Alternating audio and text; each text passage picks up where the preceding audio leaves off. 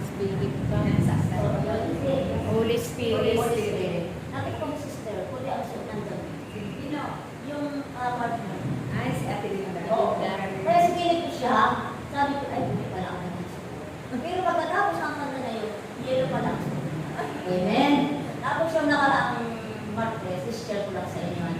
Yung nakaraang Martes, sa pangat ko papahayagan, nakita ko sa islo yung napakalaki po ng halaman na ang kulay niya, bulaklak, na ang kulay niya ay light pink. Napakalaki siya, hitik na hitik sa bulaklak. Wala akong makitang dahon, puro sa bulaklak. At yung mga bulaklak na yun ay mga nakaharap dyan. Nakaharap.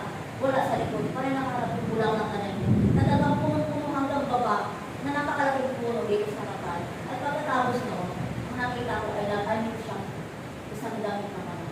Nagito ay may makinang. At kanina mag-brown at kanina, alam mo kung ano nakita ko? Mga ilaw, mga kandila sa marami siya dito. Ay, yung liwanag. Amen. Ilang ilaw.